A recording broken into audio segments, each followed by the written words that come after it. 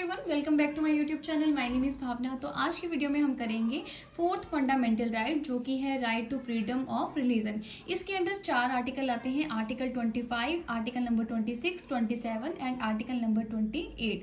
तो इन चारों आर्टिकल को हम वन बाय वन अच्छे से डिस्कस करेंगे। लेकिन वीडियो स्टार्ट करने से पहले आपको एक चीज़ बोलना चाहती हूँ कि हमने इंडियन पॉलिटी की सीरीज स्टार्ट की है। अगर आपने प्रीवियस वीडियो नहीं देखी है तो लिंक मैं डिस्क्रिप्शन में डाल दूंगी, आप जाके चेक कर सकते हो। एंड अगर आपको लगता है कि आपका कोई फ्रेंड किसी कॉम्पिटिटिव एग्जाम की प्रिपरेशन कर रहा है तो मेरी वीडियो के लिंक को अपने फ्रेंड्स के साथ जरूर शेयर करना, सो दैट कि उनको भी थोड़ा बहुत फायदा हो जाए।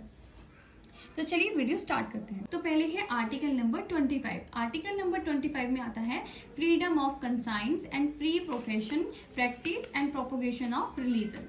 इसका मतलब ये हुआ कि हमें ना पूरी की पूरी आज़ादी है कि हम अपने धर्म का प्रचार कर सकते हैं। ठीक है, हम किसी भी धर्म को अपना सकते हैं, प्रैक्टिस कर सकते हैं, और अगर हमें अपने धर्म का कोई भी आचार प्रचार करना है किसी भी तरह से तो हम वो भी कर सकते हैं। एंड हमें ना पूरी की पूरी फ्रीडम है कि अगर हम चाहें तो अपना धर्म भी चेंज कर सकते हैं।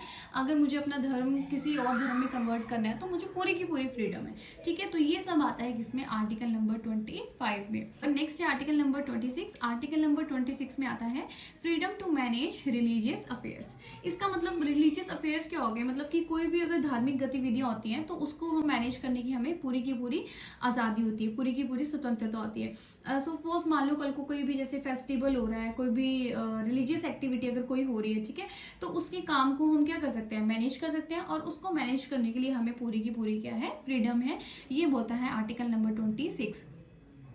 आर्टिकल नंबर 27 में आता है freedom as to payment of taxes for promotion of any particular religion. यानी कि अगर हमारा कोई भी एक पर्टिकुलर रिलीजन, यानी कि कोई भी अगर धर्म है, ठीक है, उस धर्म से रिलेटेड मान लो कोई भी एक्टिविटी हो रही है, कुछ भी हो रहा है, ठीक है, तो उसके लिए हमें कोई टैक्स पे करने की जरूरत नहीं है। कोई हमसे आके टैक्स नहीं मांग सकता उस चीज़ का कि आप टैक्स भरो। ठीक है, तो उस चीज़ की हमें फ्रीडम है कि हमें कोई मतलब कि टैक्स पे करने की जरूरत नहीं है। ठीक है, नेक्स्ट है आर्टिकल नंबर 28। आर्टिकल 28 में क्या है, freedom as to attend at religious instructions और religious worship in certain educational institutions.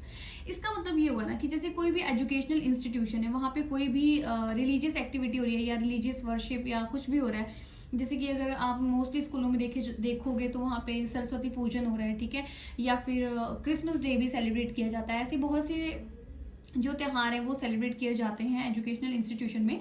तो हमारे पास ना पूरी की पूरी फ्रीडम है कि अगर हम चाहें तो उसको अटेंड कर भी सकते हैं। अगर हमारा मन है कि हमें उसको अटेंड नहीं करना है तो हम उसको अटेंड नहीं भी कर सकते हैं। वो हमें पूरी की पूरी आज़ादी है कि हमें उसको अटेंड करना है या उसको अटेंड नहीं करना है। ठीक है, तो ये बोलता है आर्टिकल नंबर 28। नेक्स्ट है फिफ्थ फंडामेंटल राइट, जो कि है कल्चरल एंड एजुकेशनल राइट। अब इसमें 2 आर्टिकल आते हैं, पहला है आर्टिकल नंबर 29 और दूसरा है आर्टिकल 30। ये 2 आर्टिकल आते हैं किसमें, कल्चरल एंड एजुकेशनल राइट में।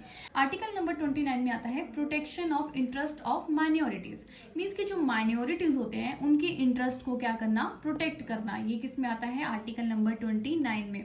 माइनॉरिटीज क्या होते हैं, माइनॉरिटीज वो होते हैं जिनकी पॉपुलेशन कम होती है।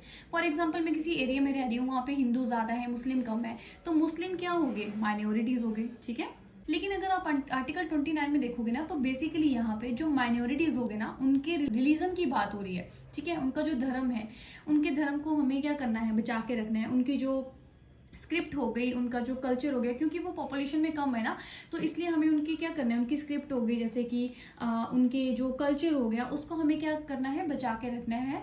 किसके लिए बचा के रखना है, फॉर फ्यूचर जनरेशन के लिए। अब जैसे यहाँ पे देखो, जैसे सिखिज्म हो गए, जैनिज्म हो गए, है ना, बुद्धिज्म हो गए, क्रिश्चियन हो गए, ठीक है, इन सब के इंटरेस्ट को हमें क्या करना है, प्रोटेक्ट करके रखना है उनके हित के लिए। तो ये सारी चीजें किस में आती हैं, आर्टिकल नंबर 29 में आती है। नेक्स्ट है आर्टिकल 30। आर्टिकल नंबर 30 में आता है right to minority to establish and administer educational institutions. इसमें भी किसकी बात हो रही है, जो माइनॉरिटीज हैं, जो पॉपुलेशन में कम है, उन्हीं की बात हो रही है आर्टिकल नंबर 30 में भी, कि जो माइनॉरिटीज है ना उनके पास पूरा का पूरा राइट है, अगर वो अपने एजुकेशनल इंस्टीट्यूशन अगर खोलना चाहें, ओपन करना चाहें तो वो ओपन कर सकते हैं। एंड उसमें वो मॉडर्न एजुकेशन हो गई या एजुकेशन के साथ साथ उसमें वो अपने धर्म का प्रचार भी कर सकते हैं। तो ये चीज़ किस में आती है, आर्टिकल नंबर 30 में आती है।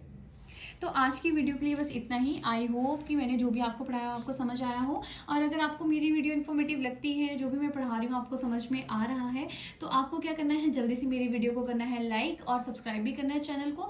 साथ ही साथ बेल आइकन को प्रेस करना मत भूलना, सो दैट कि जब भी मैं न्यू वीडियो अपलोड करूँ आपको साथ के साथ नोटिफिकेशन आ जाए। तब तक के लिए धन्यवाद, मिलते हैं आपको नेक्स्ट वीडियो में।